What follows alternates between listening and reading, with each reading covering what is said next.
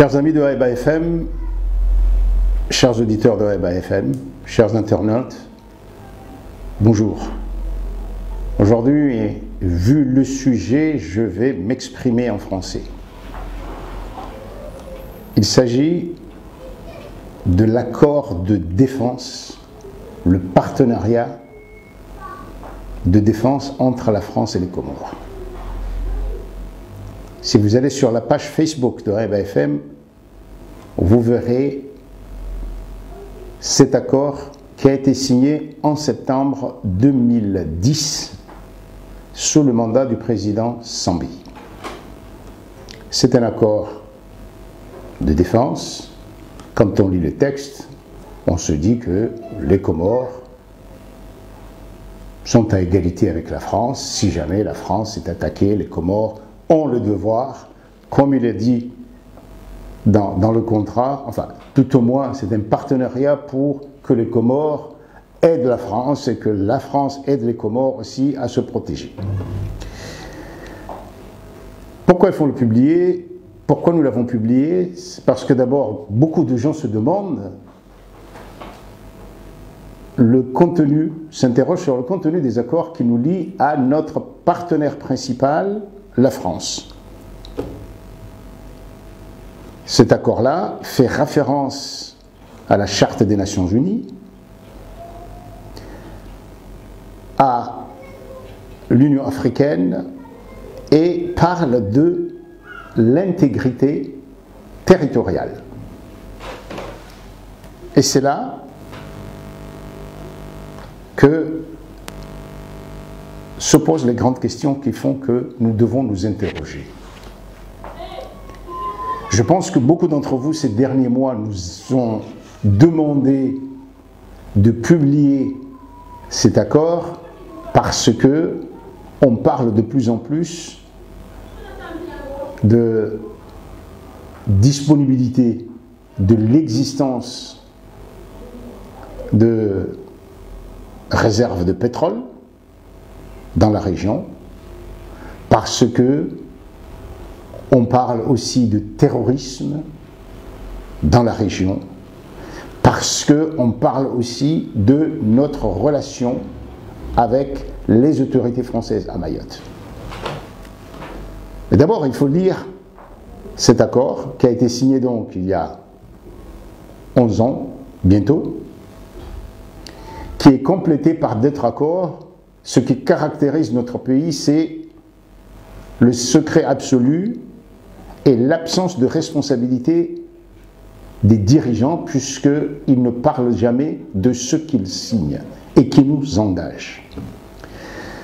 Vous connaissez ma position par rapport à la France. C'est un partenaire, c'est plus qu'un partenaire, puisqu'il y a un quart, peut-être un cinquième de la nation comorienne qui vit en France.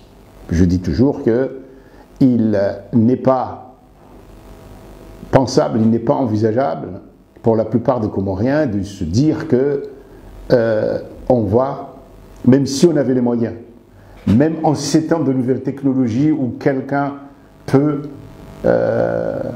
avoir ou faire quelque chose qui tue des dizaines, des centaines de gens ou qui bloque l'activité économique par des hackers, mais chacun de nous sait que faire ça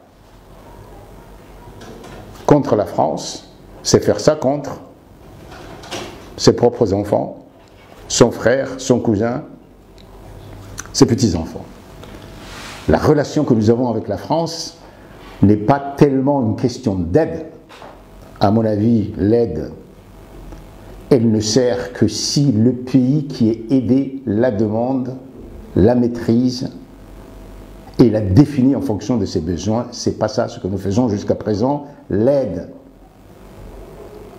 des grands pays vers la plupart des pays sous-développés, c'est beaucoup plus une aide intéressée qui maintient ces pays-là dans le sous-développement qu'autre chose. Les seuls pays qui se développent, ce sont des pays qui ont une vision de l'aide qui leur permet de se passer de l'aide. Ce n'est pas le cas pour les Comores. Alors, Intégrité territoriale, quelle intégrité territoriale? Puisque les accords qui viennent, qui sont signés par les différents gouvernements, de fait, reconnaissent la mainmise de la France sur Mayotte. Alors, je le dis bien, ça ne sert à rien de crier, de manifester, mais s'il faut faire quelque chose pour notre souveraineté, pour l'intégrité, recouvrer l'intégrité de notre pays, il faut d'abord, à mon avis, s'intégrer dans notre région, être sincèrement africain, se donner 20 ans pour former les élites comoriennes en tant qu'élite africaine, comprendre que la diaspora comorienne est un facteur aussi et porteur de dialogue avec les autorités françaises, parce que la France aujourd'hui, ce n'est plus la France d'avant. Je pense que c'est même des autorités françaises, de l'élite française, on comprend de plus en plus que la France, dans le monde d'aujourd'hui, n'est ni un empire, ni un super grand pays. C'est un grand pays par son histoire, c'est un pays riche, c'est un pays qui a des ressources surtout intellectuelles et professionnelles importantes, donc ce sera un pays influent, mais qui n'aura même pas réellement les capacités de porter un empire ou une sous-région économiquement. Donc l'intérêt de la France, c'est la paix avec les Comores, c'est peut-être des relations avec des zones francophones qui sont des vrais partenaires et non pas des sujets. La France ne pourra pas, dans 15 ans, dans 20 ans, maintenir ses relations de dépendance. Ou en quelque sorte, elle domine à différents niveaux, de différentes manières, les pays africains. Ça n'est pas possible. Le problème, c'est que nous ne nous préparons pas. Nous ne nous préparons pas à ça.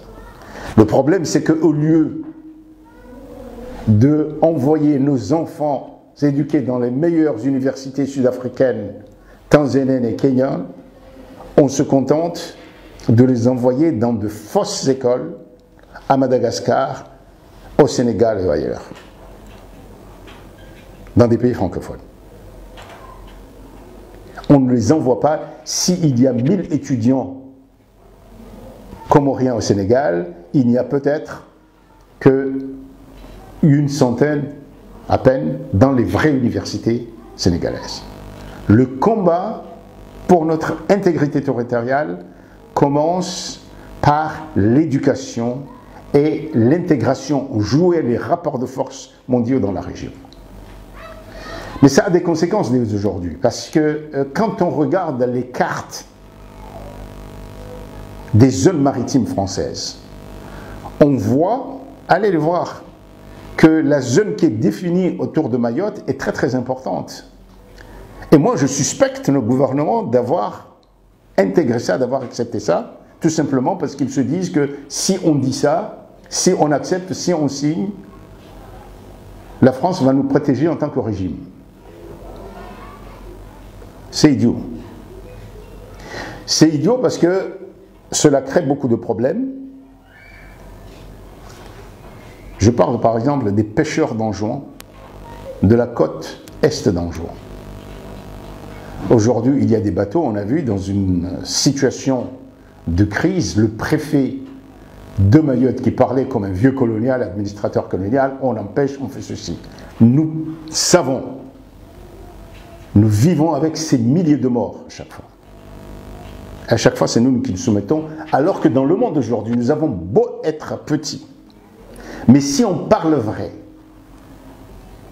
sans exagérer, sans ce langage des années 60, ultranationaliste et tout ça, on peut parler de nos droits. Et on peut laisser la France gérer son problème qui est Mayotte, parce que Mayotte est un problème pour la France. Dans l'histoire des possessions françaises, la France, même en Martinique, même en Guadeloupe, qui sont des populations qui ont été envoyées là-bas comme des esclaves, qui sont chrétiennes, n'a jamais pu assimiler comme le veut la tradition française. Or, à Mayotte, la France butera toujours sur l'identité du Mahorais. Même ces Mahorais qui pensent ne vivre que comme des salariés de l'État français, qui ne se posent aucun problème de développement réel, mais de vivre de ces avantages-là, se pose pour eux le problème de l'identité à un moment donné. Or, ce qui est dangereux pour nous tous, c'est que le seul refuge identitaire du Mahorais, ce sera la religion. Et c'est là où c'est dangereux. Parce que dans les îles, ici, quelles que soient les influences de certains États arabes et tout ça, comme nous sommes souverains, la région est là depuis très longtemps et nous n'avons pas à faire face à un colon ou qui que ce soit. Nous assumons nos façons, nos traditions religieuses. Jusqu'à présent, les barbus n'ont pas pu s'imposer. Et pourquoi je parle de ça? Parce qu'on entend parler de plus en plus du terrorisme au Mozambique. Je vais vous parler franchement. Je m'interroge sur la réalité de ce terrorisme, sur les origines de ce terrorisme, parce que partout où il y a eu du terrorisme, il a souvent été créé par les puissances, les États-Unis, la France, la Grande-Bretagne fut un temps. Mon interrogation est la suivante. Au Mozambique, au nord, c'est la Tanzanie. Il est impossible de penser que les Tanzaniens, chrétiens ou musulmans, laissent passer des armes, des quantités d'armes aussi importantes que ça. Impossible. Les autres pays sont éminemment chrétiens. D'où viennent les ravitaillements de ces terroristes? C'est vrai qu'il y a une population musulmane dans un pays profondément animiste, chrétien. Qu'est-ce qui se passe au Mozambique? Il ne s'agit pas simplement de répéter ça. Parce que ce qui se passe au Mozambique, effectivement, pourrait se déporter ici. Parce qu'il y a ces zones pétrolières. Nous ne comprenons rien, nous ne savons pas. Mais il faut que nous nous interrogions et qu'on ne reprenne pas des discours. Et nous avons le devoir aujourd'hui de nous interroger, de poser des questions pour qu'on ne soit pas manipulé avec, au bout de ces manipulations, des Comoriens qui s'entretuent. Ou la défense avec la France, un partenariat à la France, avec la France, pourquoi pas, oui. Nous avons des relations de sang. Nous assumons notre héritage, notre culture française, mais nous devons discuter avec la France de manière éclairée. Et on ne peut le faire qu'en nous intégrant réellement dans notre région, en étant profondément africains d'abord, en assumant nos héritages, l'héritage arabe aussi, en tenant compte de nos relations anciennes avec les îles de l'océan Indien. Nous ne sommes pas d'abord une île de la COI, nous sommes d'abord un pays africain, culture soïne. Et nous n'avons pas les moyens aujourd'hui de nous battre contre la France. La seule manière de se faire respecter par les Français, c'est de penser à notre développement d'abord. Et être autonome pour pouvoir aimer la France, y compris nos enfants français, et pouvoir dire non quand ça n'est pas dans notre intérêt. La France peut-être mettra du temps, notamment certains secteurs de la société française ou du milieu politique, français qui sont toujours là à penser grande puissance, les colonies, etc., à un moment où la France est avant tout un pays européen, et ça n'est pas plus mal, qui pourra aider, qui pourra être utile à ses amis français quand ils assument d'abord un pays européen, qui comprend que les rapports de force, la géostratégie a changé, les Américains peuvent abandonner l'Europe et la France d'abord, qui a une tradition d'autonomie et d'indépendance. Il y a l'Asie qui devient la région la plus puissante, et nous devons chercher à nous appuyer, à nous intégrer, à vivre dans ce monde-là. Et pour ça, investir d'abord dans l'éducation, intégrer notre région. Merci.